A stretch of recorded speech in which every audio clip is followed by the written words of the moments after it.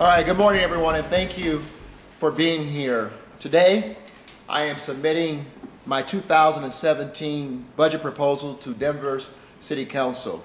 I want to thank our Chief Financial Officer, Brendan Hanlon, and Budget Director, Stephanie Adams, the Budget Management of the Budget Management Office, or the Executive Director of the Budget Management Office, and our department directors and city staff who worked very hard to get us to this place. I believe this proposal is about 700 pages long. This is Brendan and Stephanie's first press conference as the leaders of the finance department. And so I need you to ask them a lot of very difficult questions as we gauge their progress in these roles. Listen, I am proud of this budget. It ensures that we continue to be good stewards of taxpayer dollars while delivering on the needs and priorities of a growing population. As our city continues to grow by an estimated 1,000 residents per month, we must not only keep pace with the increasing needs of those who live here and work here, but we must also ensure that everyone has a chance to share in the prosperity that our city and our region are experiencing.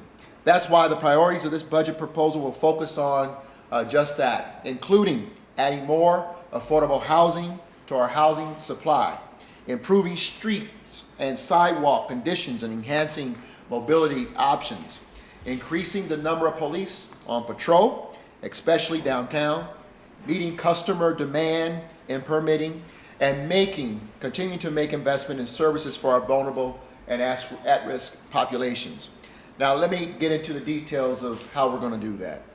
To add more affordable homes, the budget proposes investing $5 million of general fund money into the Affordable Housing Fund to produce and preserve affordable housing units across the city. City Council, as you know, is currently considering an ordinance to add another $10 million through the creation of Denver's first ever dedicated fund for affordable housing. I'm asking City Council to support this solution because it will help us maintain truly what we believe to be the heart and soul of our great city. I fundamentally believe that living here must remain within reach of our workers and families.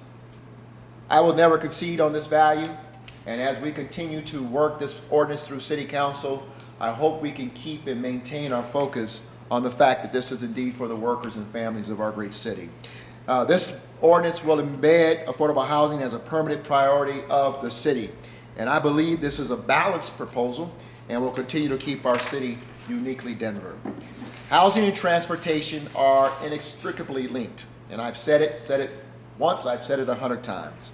That is why it is equally important to improve our streets and sidewalk conditions and enhance mobility options in Denver. In this proposal, we have included an additional $19 million to pave, repave, repair, and maintain more of our roads, improve our city sidewalks for pedestrians, and expand our network of connected and protected bike lanes.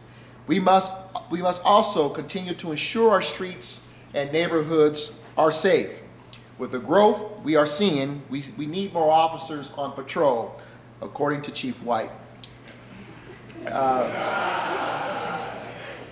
But we hear him, and we also hear the people who live in this city. I have allocated $16 million in this budget to add 48 officers to bolster patrolling across the city.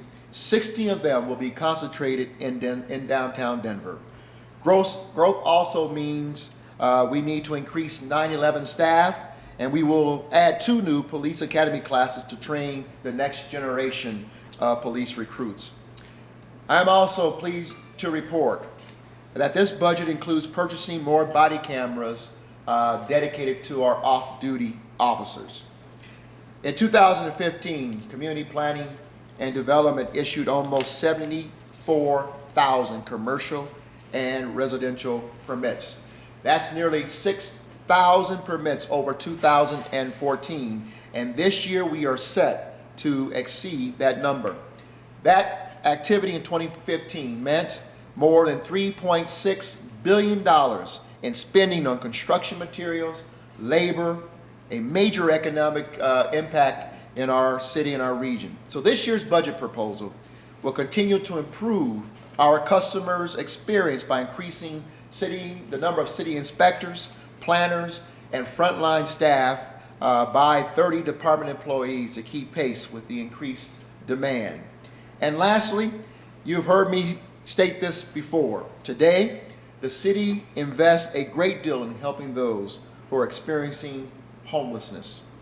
Altogether, our efforts amount to nearly $50 million a year. We also coordinate with other critical partners in the city who are investing in this vulnerable population. Through this budget proposal, we plan to invest $650,000 to open the new Office of Housing and Opportunities for People Everywhere, with the help which we expect will help coordinate city policies along the entire housing and homeless spectrum. This is a time of historic success in our city. And I believe with this budget that we are delivering to City Council, we are delivering in a very sincere fashion on our priorities. We are making our city a better place for all people to live. And we are doing so while being cautious about our spending and also cognizant of the volatility of our economy. So for more details on this budget, I'm going to bring up our Chief Financial Officer, Brendan Hanlon.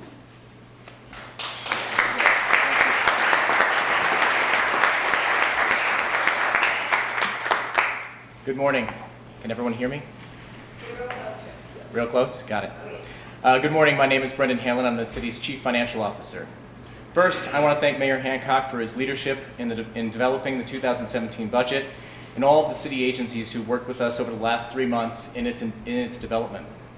I also want to thank Budget Director Stephanie Adams and the entire Budget and Management team for their hard work on the 2017 budget and their commitment to providing the residents of Denver with a comprehensive and transparent budget book each year.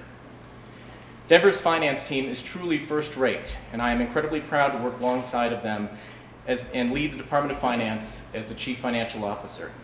Today, I'm proud to report the city's financial health remains strong. Our city has demonstrated a history of balancing our budget, maintaining strong reserves, keeping tight financial controls, and providing open and transparent reporting. These financial management practices have allowed us to continue to earn a AAA credit rating from all 3 credit rating agencies and remain in a strong financial position. Economic uncertainties have led us to be more cautious with this year's budget. That is why this proposal ensures that we will continue to be good stewards of taxpayer dollars while reflecting on the priorities of a growing city. The general fund's revenue growth is forecast to be 3.3% in 2017, with about half of the revenues coming from sales and use tax. And we continue to see steady core sales and use tax revenue growth in the 2017 budget. For 2016, so far this year, our growth in core sales and use tax is approximately 6.5%. This follows 4% growth in 2015 and 12% growth in 2014. In 2017, we project core sales and use tax growth of 4.25%. State forecasts point to continued growth, but show signs of possible moderation. In Denver, we've seen similar signs based on slower growth in lodging activity and slower employment growth, even though our unemployment rate in Denver is at 3.4%. In light of that, we remain committed to ensuring that Denver's reserves stay at a level that will position us to weather any financial uncertainties that may occur in the future. For this year, our reserves will be at 15.2%. The Mayor's 2017 budget proposal strives to meet the demands of a growing population in mobility, in safety, in affordable housing, and other essential services. But it does so in a way that also strives to keep Denver affordable for the people who live, work, and play here.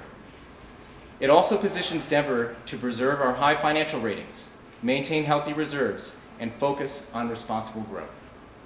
Thank you, and I'd like to turn it back to Mayor Hancock to open it up for questions. Any questions? We'll open the floor now for questions. Yes, sir. Mr. Mayor, it seems like a lot of your resources, or at least some, are devoted to protecting the 16th Street Mall, whether it be new police officers added in the downtown corridor. Can you emphasize how much protecting and defending our 16th Street Mall played into creating and crafting your budget? Safety in the city is our #1 responsibility. And protecting the central corridor of our city is extremely important because it's where most of the commercial activity and our tourism occurs, which is our number one lead economic indicator in terms of the health and well-being of the city. So we are making concerted effort to protect that central corridor, of course. We believe also that it's important to protect the entire city. But we are stepping up with regards to the increased vibrancy of downtown. We must meet that with increased presence of our police department, and we're trying to do just that. Not only in this budget, but we did it last year, we did it this year, and we're going to do it again, continue that effort in 2017. Yes, Jerry? I'm going to ask you a little bit about the housing issue. Yeah. What have you heard from citizens out there in terms of affordability? People talk about people coming in, but are other people being pushed out? You know what, Jerry, and I've said it numerous times, it's the top priority of this city to address the issue of affordable housing. I think you see us through the very bold proposal going through City Council, the partnership over the last couple years to address it. You've seen in the last 3 budget proposals of my administration where we have allocated general fund money to address the issue of affordable housing.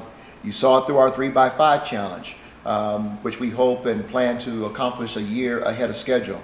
That sense of urgency is coming directly from our communication and regular engagement with residents who are simply saying, there's a problem out here, and we certainly are monitoring the issue.